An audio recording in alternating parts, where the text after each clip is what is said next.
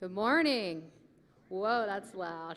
Good to see you all this morning. So I'm feeling happy, healthy, wealthy, and wise. How about you? Everybody? Yeah. All right. Would you guys mind standing up with us and singing along and sing it loud like you mean it? I am happy, healthy, wealthy, and wise. Happy, healthy, wealthy, and wise. And I know the light of love is shining in my eyes. I am happy, healthy, wealthy, and wise. Let's sing that again. I am happy, healthy, wealthy, and wise. Happy, healthy, wealthy, and wise. And I know the light of love is shining in my eyes. I am happy, healthy, wealthy, and wise. A little birdie told me, she said, life is so sweet. As I listen to her song, I know I am complete. I have all the keys to love, joy, and peace. The power is infinite, and love will increase. Yes, I am happy, healthy, wealthy, and wise. Happy, healthy, wealthy, and wise. And I know the light of love is shining in my eyes. I am happy, healthy, wealthy, and wise. One more time. I am happy, healthy, wealthy, and wise. Really mean it. Happy, healthy, wealthy, and wise. And I know the light of love is shining in my eyes. I am happy, healthy, wealthy, and wise. Beautiful.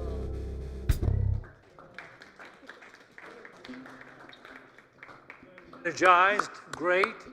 Good morning, everyone. Good morning to all of you out there that are watching this on live stream or wherever that is. Appreciate having you tune in. We've got a great talk coming up. Of course, this morning it'll be a little different. Tisha and Mike are away camping, and so Shad, Rev.Shad Groverland, will be giving the 11 o'clock talk today. And it'll be an amazing talk because I spend all those Saturdays listening to the most amazing talks given in Unity, and he's going to share one with you today. Look, if you're tuning in, you can text your friends, get on Facebook, let them know you're tuning into Unity of Boulder, where we have an experiential, spiritual experience every single day, especially on Sundays when we do our 2 services here. So we're really happy to have you all here. We know it's going to be a great morning. And next week, Shad will be filling in for me at the 9 a.m. meditation service. So you want to tune into that as well. Shad also has a meditation going on Monday night at 5 o'clock. That's strictly in the building. You want to come in, go down to the meditation room, share in a fabulous meditation experience. That will be with Reverend Shad on Mondays. And Shad just started his podcast, and you'll be able to pick it up. So I don't know how you're going to contact it yet, but you'll hear about it in our announcements. So welcome to Unity of Boulder. Tisha will be back next week. So will Mike. Until then, we're going to have a wonderful experience together right here, right now.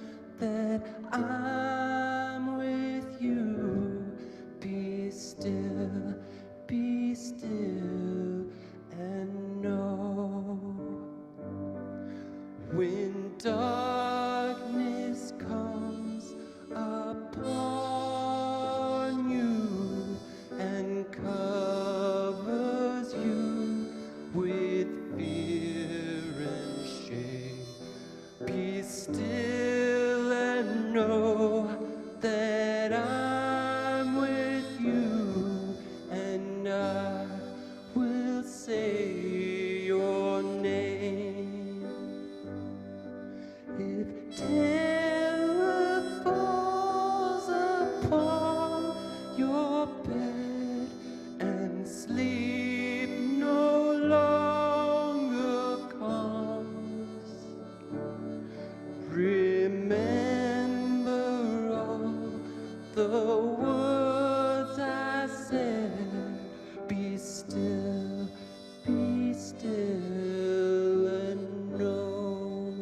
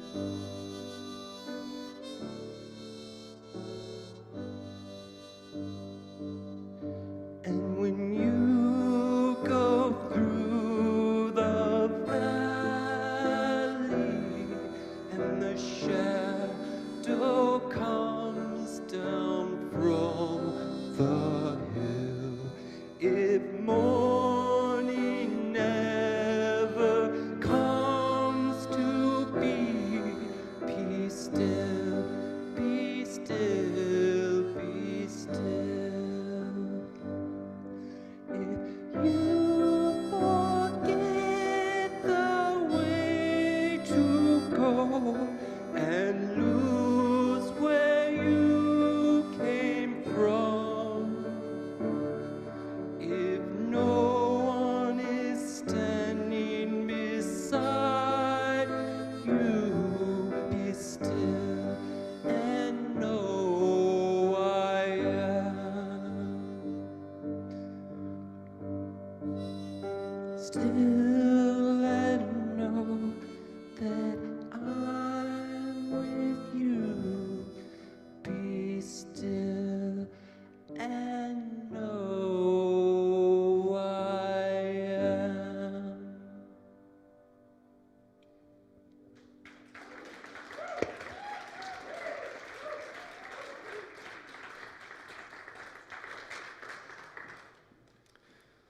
Let's go ahead and kick off with a little prayer. So I invite you to get yourself into a restful place. If you're not used to prayer, then just consider this a time for internal reflection.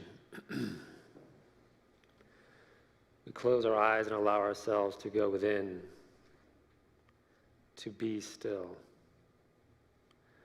And we are grateful that there is this opportunity for us to come together like we are this morning, like-minded individuals on the path towards awakening.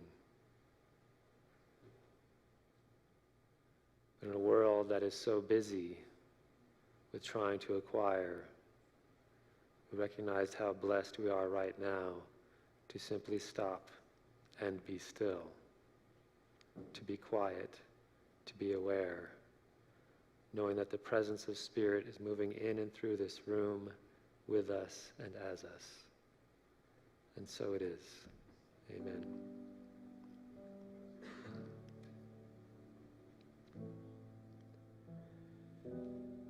All right. Thank you, Marcia. So I was actually just telling Jack, I was finishing up this talk yesterday at the Trident Coffee Shop. Everyone familiar with the Trident? Yes. Everyone's familiar with the Trident. Come on. It's like they've been here since the beginning of time. They planted the Trident and then they built Boulder, I think is how it worked. Anyway, so I was on the back patio because there was no seating inside, and I'm sitting outside, and the sun's just cooking down on me, and I'm writing this talk for about 3 hours. And I'm like down to the last half hour. I'm almost done, and I'm sitting in this tree that's just dropping these little beetles on me. They're cute little beetles, but they keep hitting me, and I'm flicking them out of my hair as I'm trying to type, and then it's like crawling down my shirt, and I'm like grabbing them and pulling them out as I'm typing, and it's going to my socks, and it was like, so if this talk really isn't any good, I blame the beetles, is basically what I'm getting to. Long story short there. All right, so the blurb I put out this week, which went out on Friday, I posed a question, and it doesn't matter if you saw the question or not, I'm going to put it up here. And the question is, which would you rather be doing? Serving the wants of the ego or connecting with the divine? If we were really honest with ourselves, the answer is quite obvious. We are serving the wants of the ego. But that's not fair, right? I'm in no position to answer on your behalf. That's not right for me to do that. We all have our own differing perspectives. After all, it's the ego that judges. So if I'm here to judge how you would answer that question, well, then I'm serving the wants of my own ego. So we're just going to roll this back a little bit, looking at the majority of our average day. So I want you to do this, to look at the majority of your average day, looking at all the decisions and reactions you have, all the impulses and desires that you follow. If we looked at all of that of our average day, how would we actually answer that question? Well, it's not an easy answer for us to come to honestly, because we want to answer one way, even though the real answer is likely another way. So instead of me trying to answer for you, I will answer for me. Most of my time is spent in service to the ego, but I'm working really hard to tip that scale. Now, the frustrating thing is that the ego is such an incredibly selfish, sneaky, tricky, manipulative mastermind, which makes it quite a force to be reckoned with. So sneaky and manipulative that it will get us to rationalize things that we do for the ego as things we actually think we're doing for the divine. To cloak actions induced by fear as impulses from our intuition or higher awareness. To justify short-term gratifications as long-term spiritual gains. But why is the ego like this? How did it get this way? One thing I really don't like when I hear other people speak about the ego is if they just vilify it as an enemy. I don't think that's fair to the ego. When really, in reality, the ego is just a friend with us on this journey. A friend who has felt victimized and is emotionally damaged because of this victimization. Victimized in a way that has clouded its perspective of the world. It sees through a glass darkly, as the Bible says. And I bet many of us can actually think of exact moments in our lives when these victimizations could have occurred to our ego. Likely not all at once, but in small instances throughout our experience. The moments when we realized the world is a dangerous place. Think about those moments in your life where you might have had a conscious or subconscious conclusion that you came to, that the world is a dangerous place. The moments, in those small moments, when we lost our innocence or we chipped away at our innocence. So when I was writing this talk, I was thinking there's a very specific moment in my head which really shouldn't have been that big a thing, but it was a big moment in my life. I think I was 18. And I had been dating a girl for very many months. I don't remember how, 9 months or something, maybe longer. And we had gone to senior prom together. And I believe it was the day after senior prom, she called and broke up with me. Now, it's not just that I had just forked out a lot of money for prom. That was not necessarily it. But I remember actually being in the printing room in this office after I got that call and just blowing snot out of my nose, crying like a bag of wet towels on the floor. And it hit me really hard because it came from absolutely out of nowhere. It's not like our relationship was really that stellar. I should have seen the writing on the wall had I been any, remotely aware ahead of that time. But it just blindsided me. Like I just got punched off the tracks. And I was so broken in that moment that I can look back on that moment and I can see patterns that developed out of that exact moment that lasted for decades in my life. I felt in that moment that the world is a dangerous place because my heart hurt so bad, so quickly. It went from everything's okay, I'm a Unity person, nothing bad can happen to me, to oh my goodness, I can be attacked at any point in time and be really damaged. When the ego feels victimized, its solution is to come up with a way to protect itself from future victimization. In my instance, it was to build a wall to protect my heart and not allow itself to be exposed or to be caught off guard again like it was in that moment, which outpictured in my relationships as me being more aloof and distant and standoffish. All these little moments in our lives of seeming attack. Now, the ego just is seeing attack where it not actually is, but it sees it as attack. It creates the ego that we have today. All these little moments create the ego that we have today and the personality traits we have developed to protect ourselves in this seemingly dangerous world. Little by little, we chip away at the childlike innocence, the sincerity, the frankness, the non-attachment, the truthfulness, the forgiveness, the calmness, the sweetness, the laughter, the freedom from worry we came into the world with. We chip away at that every time one of these moments happens. And so we grow up, we become adults, and we become jaded and bitter. And these techniques, these strategies of protection that have been put in place are about protecting the self, causing us to become more self-centered along the way, further distancing ourselves from the attributes that once connected us to the divine. We came into the world very connected to the divine, and these little moments in time show us that we're now in a dangerous place, so we created these attributes that distanced ourselves from the divine. Those childlike attributes that we are born with, which is why the master teacher said this, "Truly I tell you, unless you change and become like children, you will never enter the kingdom of heaven." How do we get back to that purity and innocence that we came with, that got so trampled on throughout our lives? Our damaged ego leads us away from where we need to go, not because it is evil or against us, not because it is some sort of foe put here to make life difficult, but because it actually thinks it is protecting us and making life easier and better for us, the best way it knows how. But that is not a healthy direction for us to follow. And the Guru Yogananda, referring to these lost childlike qualities, had this to say, "A person who does not cultivate these attributes latent in the soul is constantly beset with selfishness, suspicion, worries, fear, and attachment, which steal away one's peace and leave them in misery." As the ego increasingly sees the world as dangerous, it takes more control of our lives. It says, I've got to step in. I've got to help you out here. You are way too stupid in this dangerous place. Things come at you, you don't see it, you get broken up with when it should have been blatantly obvious. I've got to step in here. I've got to protect you. I've got to protect you because we're getting hurt together, and I'm bringing you along with me.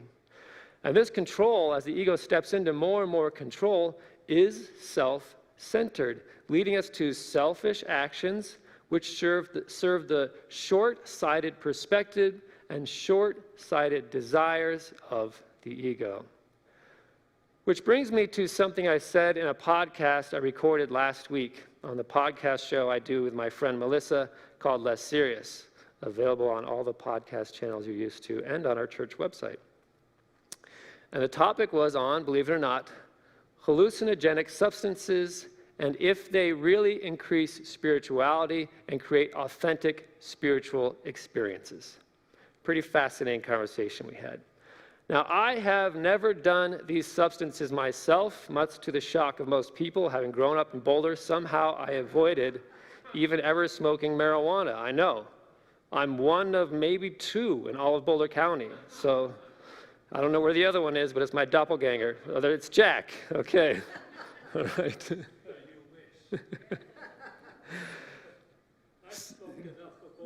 Oh, calm down. He's kidding, of course.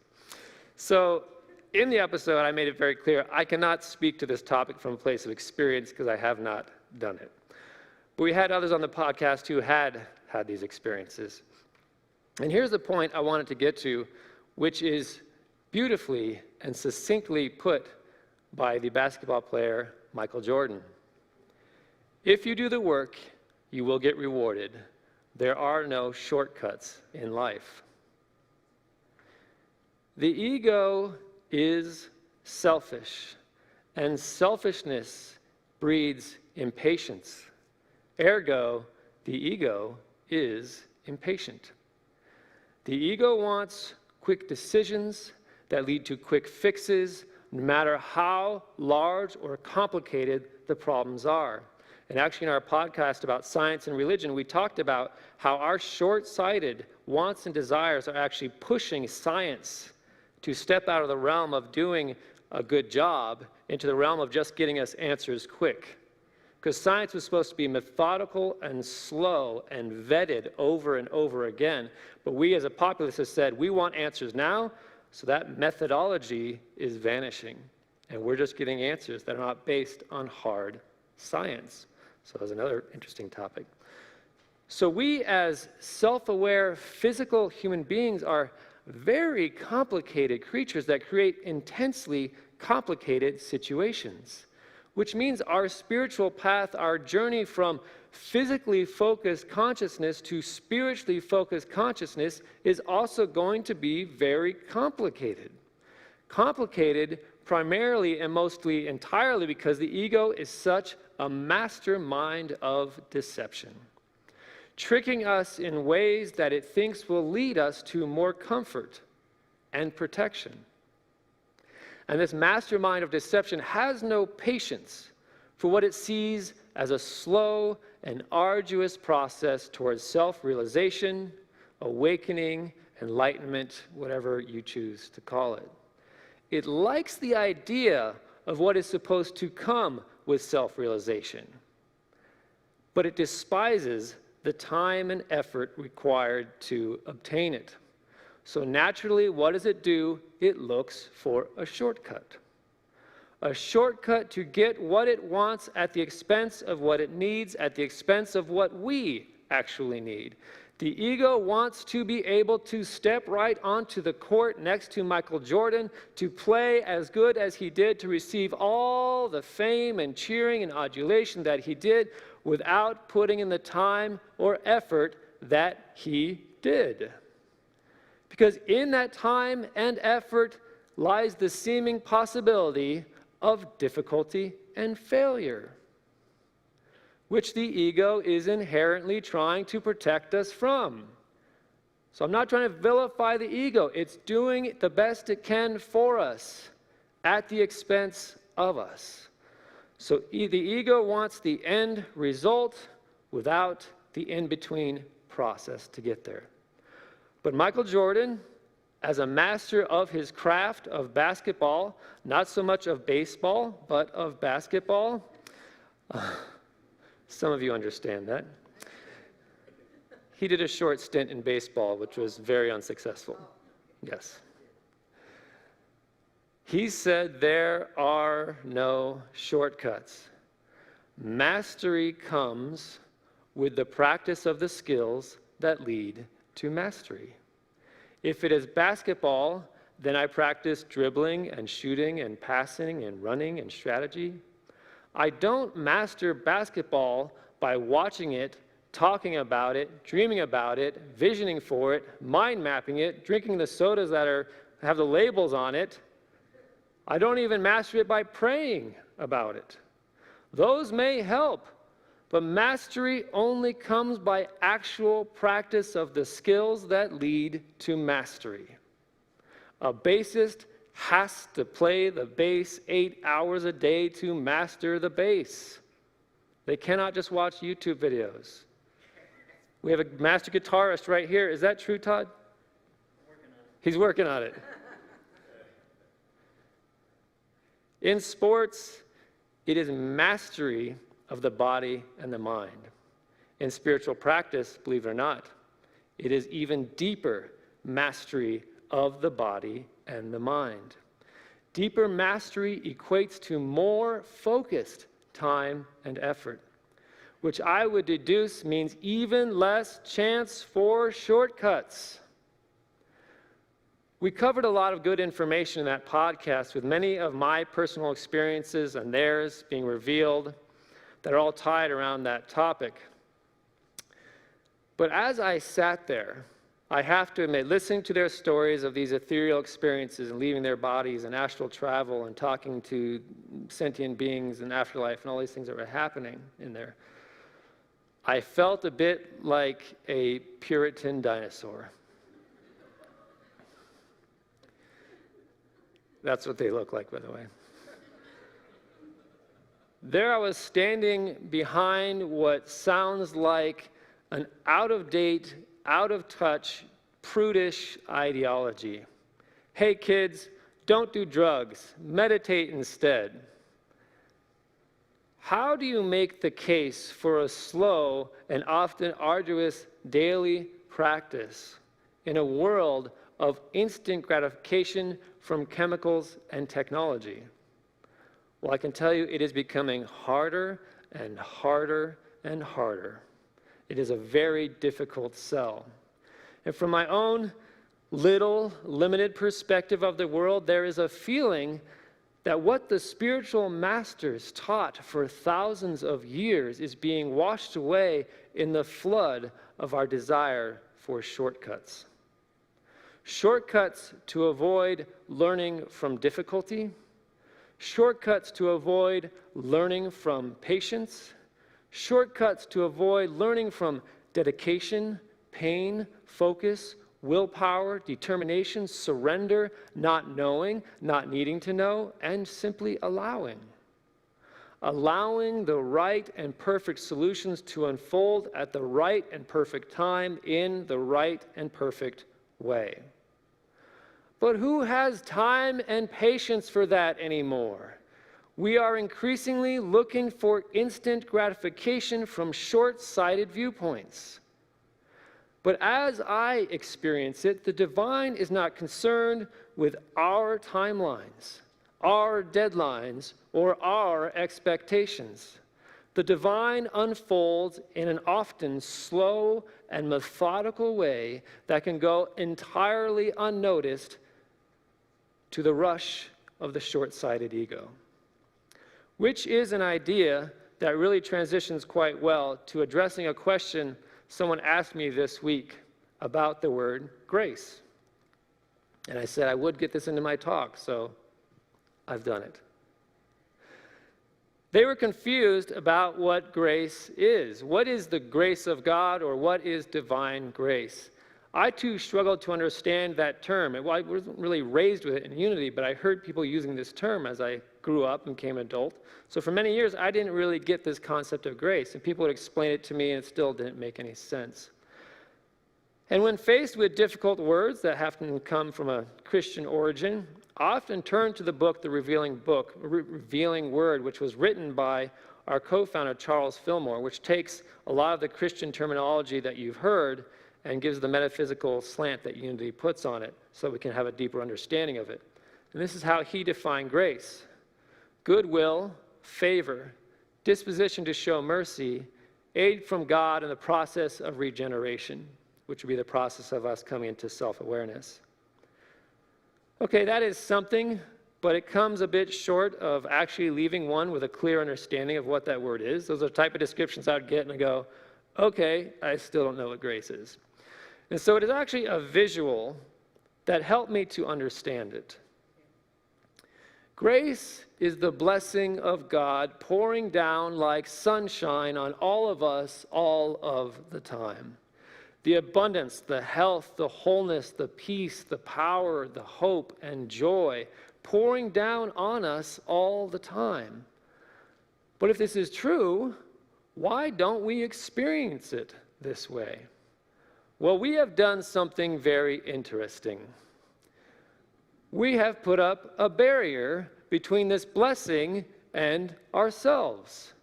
We have allowed a wall of delusion to come between us and the divine, built upon the bricks of fear, doubt, judgment, anger, selfishness.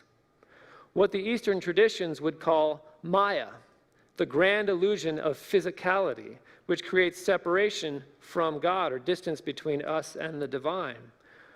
Our ego has felt damaged. It put up barriers for protection, and by doing so, it unknowingly started blocking out this consistent and unwavering outpouring of grace that is shining upon us.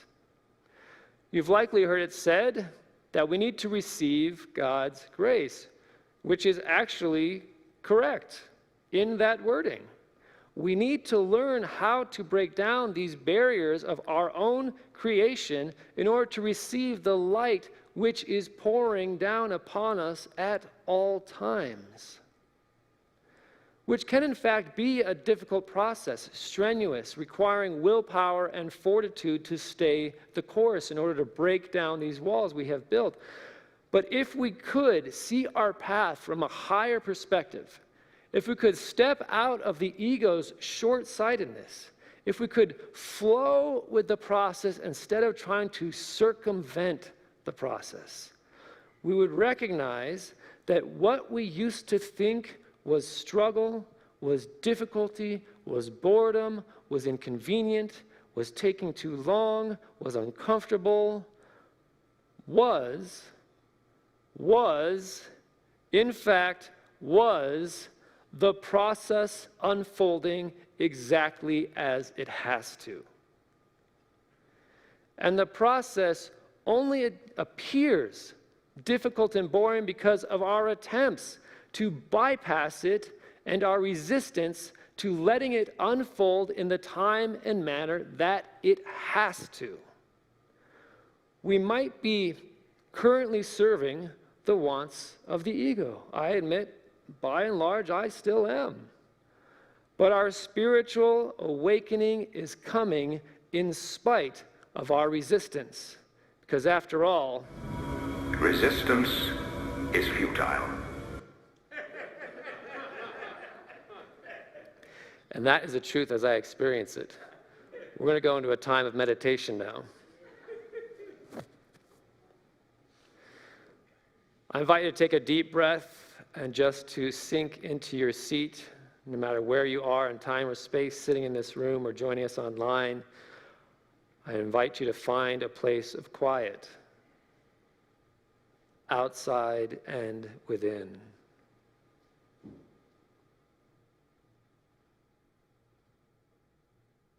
There is a peace that surpasses understanding, that is not only pouring down upon us at all times, but it is germinating and growing within us.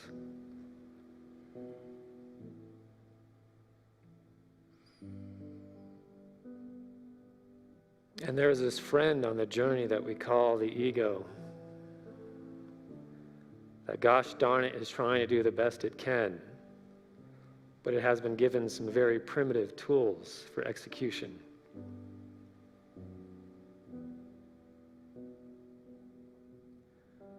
So instead of trying to fight it or vilify it, our goal should be to comfort it, to help it to see that the world is not a dangerous place, but in fact, this is just the process. So how do I do that?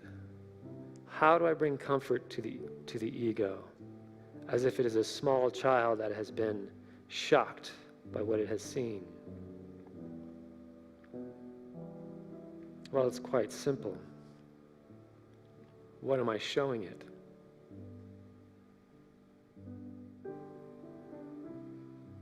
Am I reading about tragedy in the books I read? Am I watching tragedy in the TV shows I watch?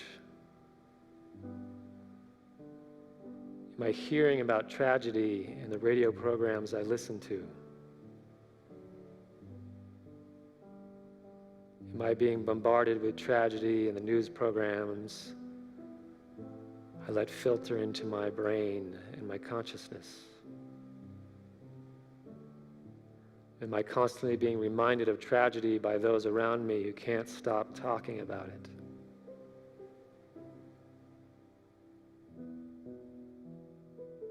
And when I realize this, is it really any shock to me that my ego is terrified?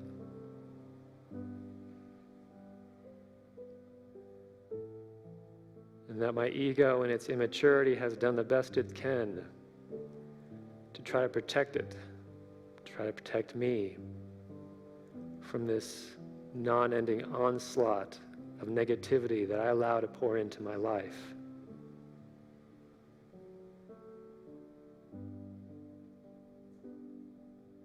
There's no doubt at times the ego has actually probably saved me from more harmful circumstances, because I have yet to have learned to simply step out of them. The ego has helped me to become desensitized so that I can watch more and more pain through the airwaves of what we call information today. And then I wonder why I'm not feeling like I used to. That spark of joy and light I used to have as a child. Am I really shocked that this is so? That the ego has stepped in to desensitize me, to protect me from all the things I expose myself to. Well, in that sense, I'm grateful. Thank you, ego, for stepping in when I've been too ignorant to step myself out.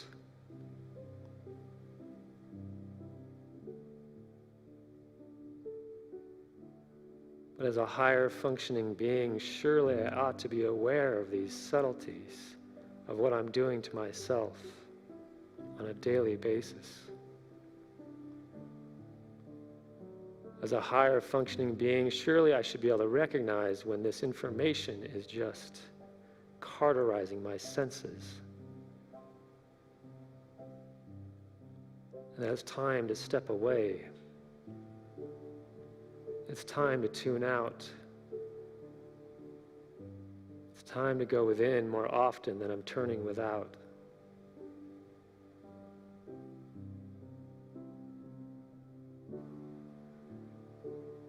There's an awakening calling me forth, me and my partner, the ego.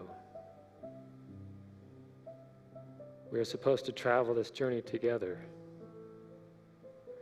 not in contrast, but in flow.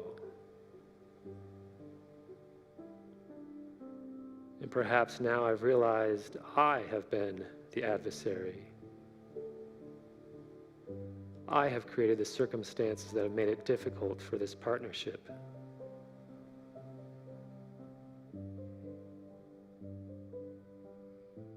And now I get to do it and make a choice to actually function as the higher being that I am, and to make changes in my life that bring more love and patience and joy, more of the reality that is, into my experience.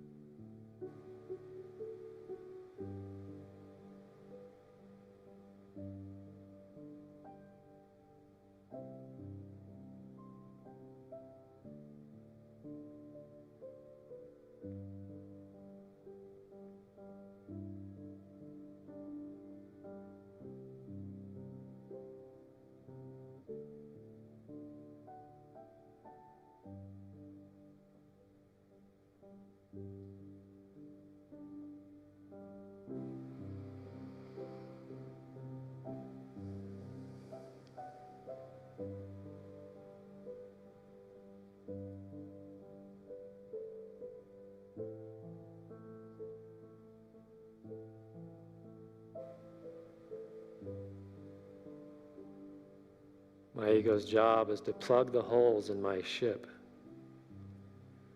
And I now commit to no longer being the one who makes them.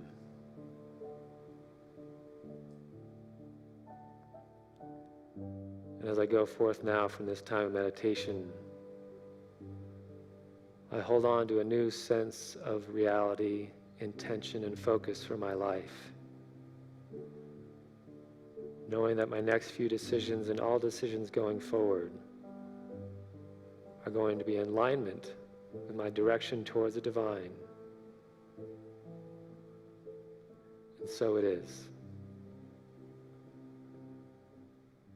Amen. And when you're ready, you can open your eyes.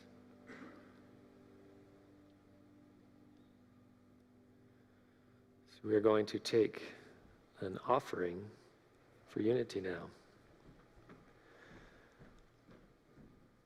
As I teach my abundance class, I teach my students, and I like to remind us up here, this is not a practice of giving away of something we have, nor to support some other thing. This is a spiritual practice of learning to open the floodgates of flow in our lives so that we can allow more abundance to pour in. If you pack your house full of junk, you don't have room for blessings. You have to start moving stuff through, and this is the process and the way we do that. And investing in the type of world we'd like to see, a more spiritual and aware world.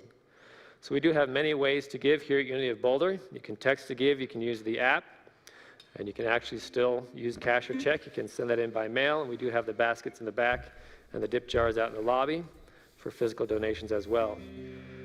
So I invite you to take your donation into your hand, whether it is physical or digital or spiritual, and we'll bless it with this offering statement if you'll say it with me. Divine love, through me, blesses and multiplies all that I have, all that I give, and all that I receive because I give. Thank you. All right, well, this song is Every Drop of Water, and we're doing kind of the Ricky Skaggs version of it.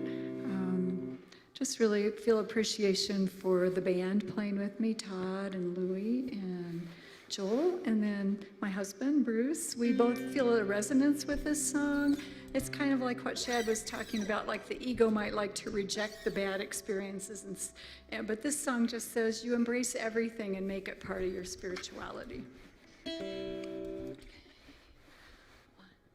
3, 4, 1.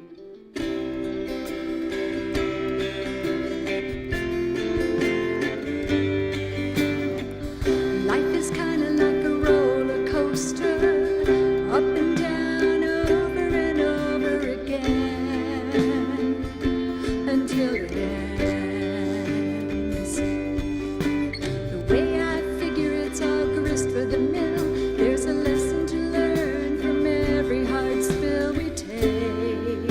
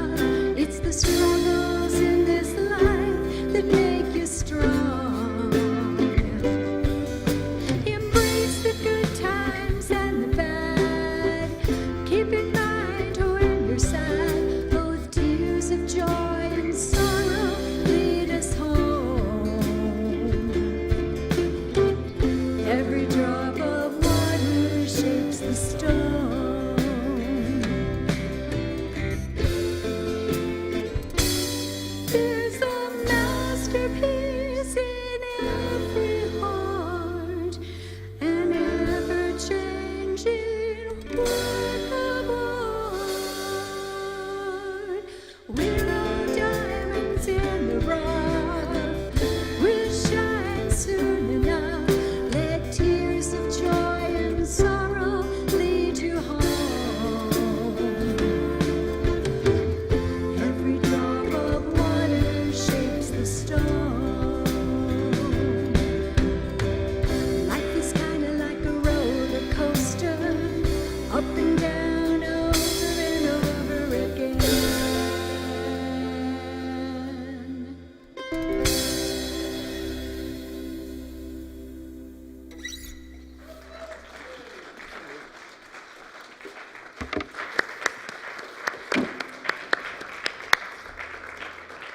That's called a round of applause.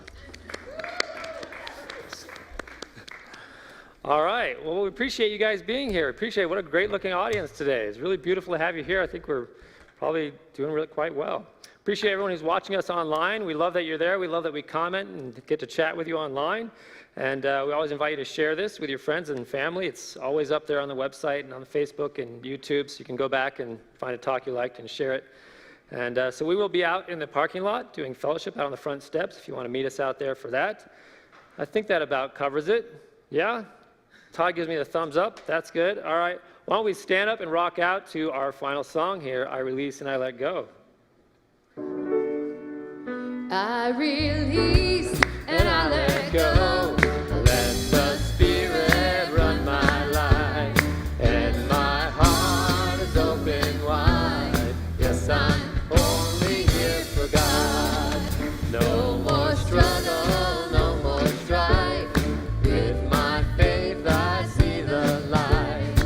I am free in the Spirit. Yes, I'm only here for God. I release and I let go.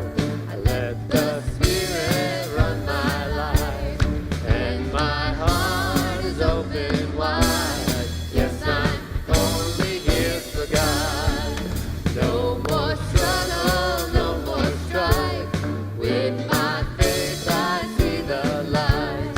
I am free in the Spirit. Yes, I'm only here for God. Come on. I release and I let go.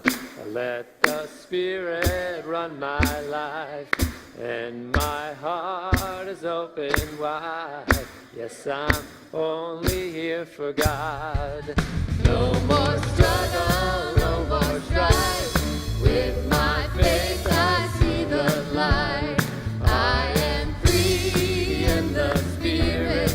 Yes, I'm only here for God. Yes, I'm only here for God.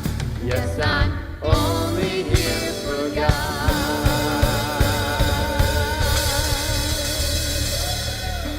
Yes. There it is. All right. The audience, Have a great week. good talk, good entertainment.